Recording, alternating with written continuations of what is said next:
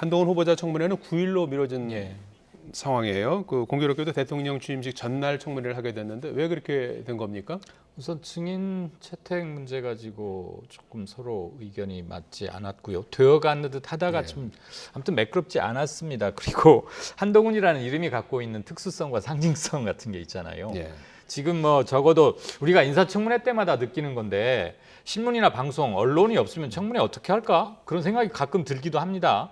물론 검증해야 하는 의원실에서 나오는 것도 있지만 언론들이 발품 팔아서 제기하는 것들을 의원실에서 의원의 자료 요구권을 활용해서 하는 그런 시스템도 있는데 한 장관 후보자 같은 경우는 사실 이른바 야 이건 너무 심각해 이거 어떻게 받아들여야 해 하는 것은 아직은 별로 없는 것 같아요. 예. 자녀 그 딸의 그 논문 책 좀 이런 것들 말이죠. 그것도 관련 공부하신 분들이나 외국 사정에 조금 밝은 분들의 얘기를 들어보면 이른바 서베이 페이퍼 또는 미국 대학에서 미국 고등학교에서는 굉장히 일반화되어 있는 이른바 에세이 그런 류인 것이고 한 후보자 딸의 글이 실렸다는 매체인 이른바 오픈 액세스 저널이라는 게 우리가 생각하는 굉장히 학문적으로 치밀하고 정교한 그런 수준의 논문이라기보다는 심지어는 약간의 소정의 무엇을 기증하면 이렇게 싫기도 하고 이른바 문턱이 굉장히 낮답니다. 예. 그래서 우리가 생각하는 아빠 찬스를 강력하게 사용하거나 누가 뭘 대필해 줬다 꼭 그런 것은 아닐 수도 있다는 얘기도 나오고 있어요. 예. SNS에서. 낙말 사유는 그러면 거의 없는 겁니까? 그래서 예. 만약에 그런 얘기가 맞다면 예. 이게 이른바 조국 사태 때 우리 표창장이니 뭐니 가지고 굉장히 시끄럽지 않습니까? 예. 그것과는 좀 결이 다를 수도 있다는 견해도 나오고 있기 때문에 예. 저는 지금 무엇에 대해서 가치 부여를 하거나 평가를 해드리기엔 조금 이른 것 같고요. 예. 일단 청문회를 지켜보긴 할 텐데 아마도 검찰 수사 기소권 분리를 둘러싸고 크게 충돌이 한번 있었지 않습니까? 국민의힘이 합의안을 파기한 경우도 있었고요. 예. 그래서 그런 것들을 다시 한번 정리하고 왜냐하면 주무부처 장관이니까 그런 것들을 정리하는 청문회가 되지 않을까. 낙마에 심각하게 무슨 개인적 하자나 도덕적 결함 이런 것들 때문에 바로 낙마로 이어질 것 가능성은 의외로 적어 보인다. 그런 생각은 듭니다. 예. 그렇다면 한동훈 후보자 청문회에서 주요 쟁점은 어떤 것들이 될 것 같습니까? 뭐 이제 여야가 다 질문하는 거 아니겠습니까? 그래서 여야의 이제 아무래도 전략이 조금 이제 다르게 나올 것 같고요. 제가 보건대는 국민의힘 쪽에서는 검수완박 입법 관련해서 예. 이거 잘못된 거 아니냐라고 그 유도성 질문을 이제 계속할 가능성이 굉장히 높다. 그리고 거기에 대해서 아마 한동훈 후보자가 굉장히 적극적으로 제가 보기에는 답변을 할 것으로 이렇게 지금 보이고요.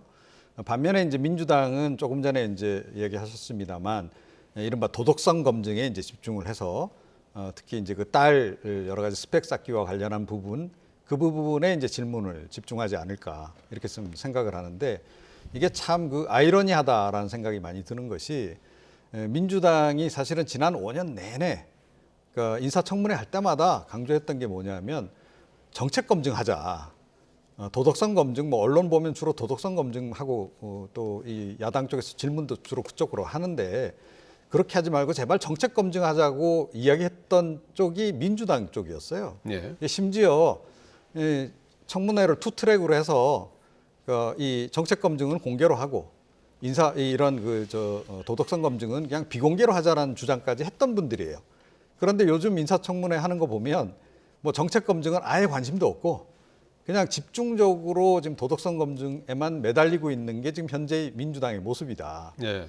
이것도 좀 문제다라고 저는 생각을 해요. 예. 그러니까 검수완박 입법 물론 이제 본인들이 주도해서 했습니다만 그 강행 처리 과정에서 뭐 시민단체 심지어 진보 관련한 시민단체들조차도 제기했던 여러 가지 문제점에 대한 우려가 있잖아요. 그죠? 그러면 당연히 법무부 장관 후보자가 나오면 그런 문제점들이 없잖아 있을 텐데 그걸 어떻게 좀 해소할 방법을 가지고 있느냐, 대안이 있느냐 이렇게 질문을 해야 할 텐데 아마 그런 질문은 보기 힘들 것 같아요. 역시 도덕성 검증 그래서 자녀 문제를 집중적으로 공격할 것 같은데 예.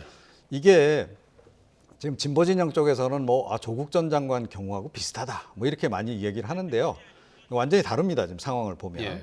일단 부모 찬스라고 얘기하는데 아빠 찬스라고 한다면 아빠가 예를 들어서 일하고 있는 검찰에서 봉사활동을 했다거나 또는 이제 그 뭐 대검찰청에서 또는 검사가 영향을 미칠 수 있는 그런 기관에서 스펙을 쌓았다라든지 또는 그 과정에서 뭐 표창장이라든가 이런 것을 뭐 부모가 개입해서 한동훈 그 후보자가 개입해서 뭔가 이렇게 좀 관계를 했다거나 이렇다면 문제가 되죠. 그리고 그 결과 실제로 어떤 국내에 있는 모 대학에 입학을 했다거나 이러면 논란이 크게 될 수밖에 없다.